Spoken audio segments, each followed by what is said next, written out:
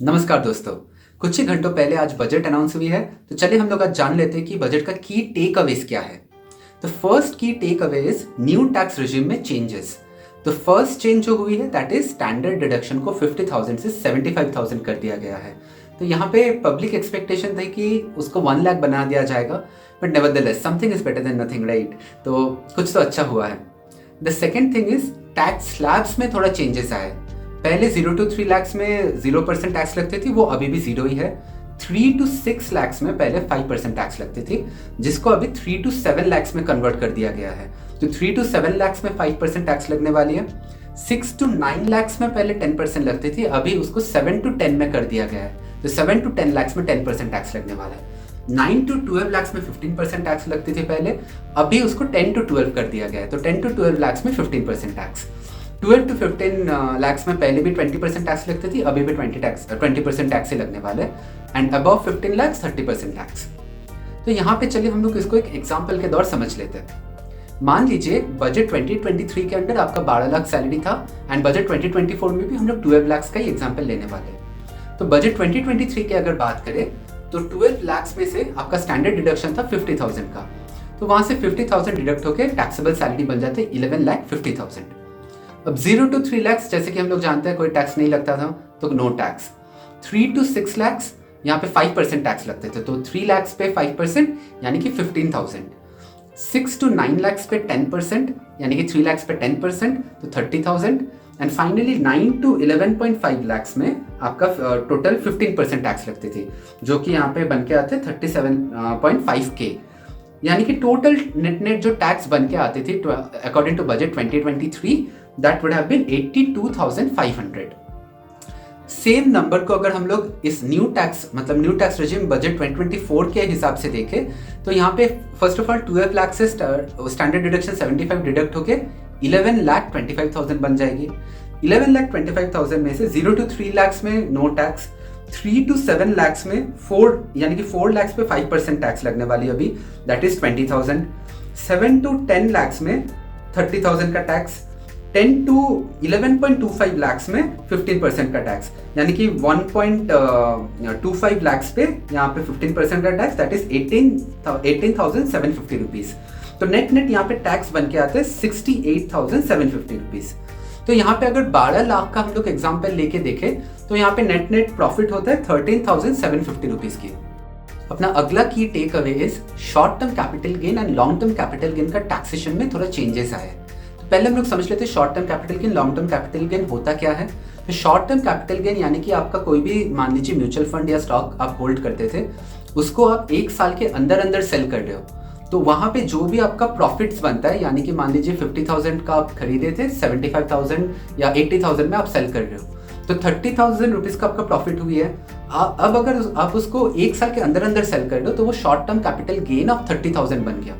तो उस पे पहले टैक्स लगती थी 15% की, यानी कि 4,500 का टैक्स लगते थे, अभी उस पे 20% टैक्स लगने वाला है, विच इज 6,000 रुपीज का टैक्स लगने वाला है। तो यहाँ पे 1,500 रुपीज का ज्यादा टैक्स लगेगी पहले से। वहीं अगर लॉन्ग टर्म कैपिटल गेन की बात करें तो लॉन्ग टर्म कैपिटल गेन में पहले 10% टैक्स लगती थी, अभी 12.5% हो गया है। एंड पहले 1 लाख तक गेन्स एग्जेम्प्ट थी, अभी वो 1,25,000 तक एग्जेम्प्ट हो गई है।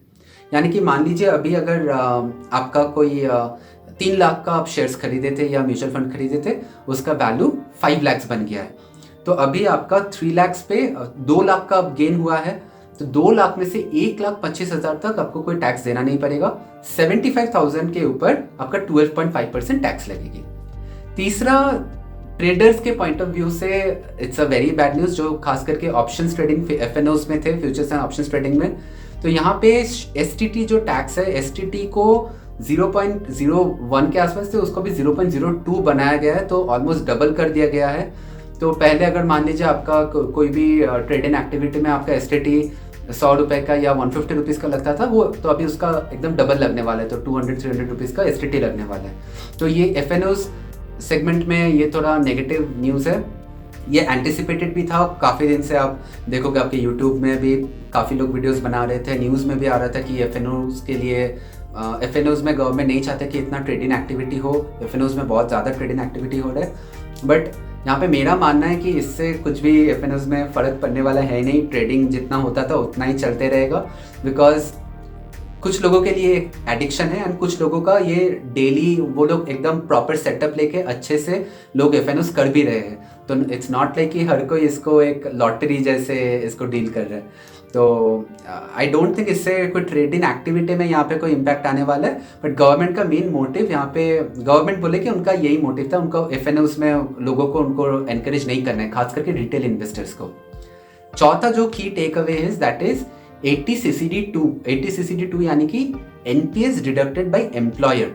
तो न्यू टैक्स रेजिम में हम लोग का डिडक्शंस तो ऐसे बहुत ही कम है, बट एनपीएस जो आपका एम्प्लॉयर डिडक्ट कर आप अगर एम्प्लॉयर से करवाते हो तो वहाँ पे आपको कुछ डिडक्शंस मिलता है। तो अप टू 50,000 उसका लिमिट है। लेकिन इस पे एक रूल था कि आपका बेसिक सैलरी जो है आप उसका अप टू मैक्सिमम 10% ही आप ले सकते हो। मतलब 50,000 मैक्सिमम है, लेकिन मान लीजिए आपका बेसिक सैलरी 4 लाख रुपए की थी तो उस पर 10% ही आपको मिलेगा, यानी कि 40,000 तक आप एडिशनल डिडक्शन ले सकते हो। बट अभी उसको इंक्रीज करके उसको 14.5% कर दिया गया है। तो 14.5% ऑफ बेसिक सैलरी आप उसको ले पाओगे। तो अगर मिडिल क्लास के लिए देखा जाए तो मेनली बजट अनाउंसमेंट्स यही सब है। इसके अलावा भी काफ़ी अनाउंसमेंट्स हुई है। तो मैन्युफैक्चरिंग को बूस्ट, जैसे कि मैं कल भी बोला था कि एक्सपेक्टेशन है, तो मैन्युफैक्चरिंग को थोड़ा बूस्ट देखने को मिलने वाला है। तो FMCG sector, we can expect कि FMCG sector will do good. Gold के लिए कस्टम्स ड्यूटी को कम कर दिया गया है। देन एग्रीकल्चर एंड फार्मर्स के लिए कुछ बजट में इम्प्रूवमेंट्स आई है। तो नेट मेन बजट हम लोग के मेनली मिडिल क्लास के लिए मेन जो टेक अवेज थी दैट वी हैव डिस्कस्ड।